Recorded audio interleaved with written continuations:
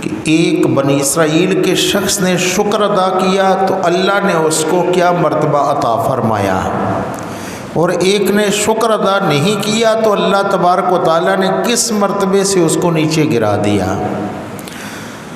ایک کا ذکر قرآن کے اندر موجود ہے، فرمایا وَاتْلُ عَلَيْهِمْ نَبَأَ الَّذِينَ آتَيْنَاهُ آيَاتِنَا فَانْسَلَخَ مِنْهَا۔ رب العالمین ارشاد فرماتا ہے، اے میرے محبوب صلی اللہ علیہ وآلہ وسلم ان لوگوں کو اس کی بابت پڑھ کر سنائیں جسے ہم نے اپنی نشانیاں عطا فرمائی تھی، پھر وہ نشانیاں اس کے پاس نہ رہی۔ یہ قرآن کریم کی آیہ کریمہ ہے، اس پر ہم بعد میں بات کریں گے۔ گزشتہ زمانے میں ایک شخص تھا جو بہت بڑا عابد تھا۔ عابد کیا سمجھتے ہیں؟ جو عبادت گزار ہوتا ہے، بہت بڑا عابد تھا۔ اتنا بڑا عابد تھا کہ اس کی عبادت کے چرچے آسمانوں پر ہوتے تھے، اس کی عبادت کے چرچے فرشتوں کی محفل میں ہوتے تھے، اس کی عبادت کے چرچے اللہ تبارک و تعالیٰ خود فرماتا تھا۔ وہ اتنا بڑا عابد تھا۔ جبرائیل علیہ السلام نے اللہ تبارک و تعالیٰ کی بارگاہ اقدس میں دعا مانگی، عرض کی یا رب العالمین مجھے تو اجازت عطا فرما، میں اس بندے کی روح زمین پر جا کر میں اس بندے کی زیارت کروں جس کی عبادت کا اتنا ذکر ہوتا ہے کہ وہ بہت بڑا عابد ہے، میں اس کو دیکھنا چاہتا ہوں، اس کو ملنا چاہتا ہوں۔ رب العالمین نے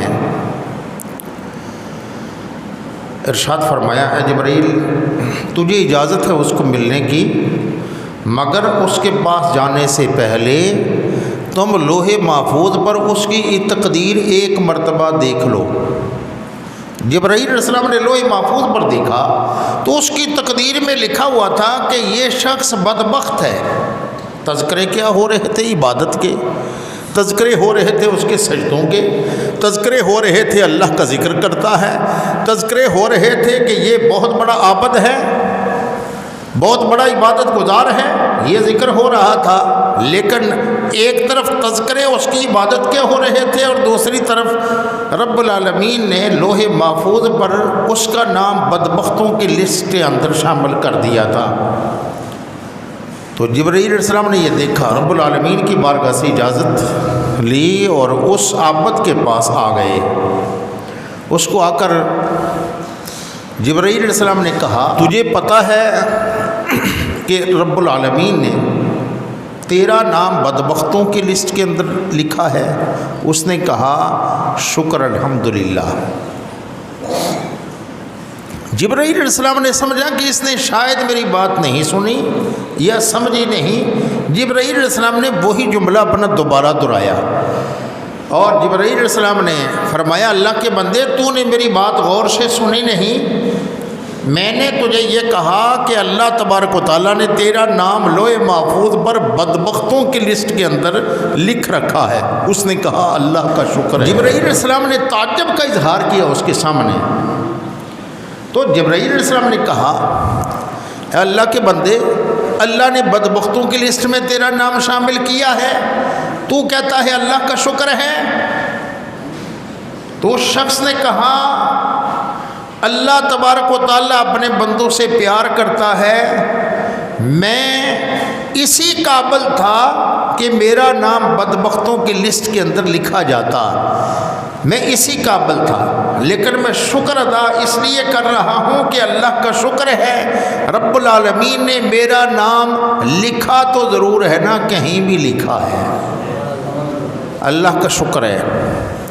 صرف اتنی بات رب العالمین نے جبرائیل علیہ السلام سے کہا ہے، جبرائیل ابھی لوح محفوظ پر دیکھو۔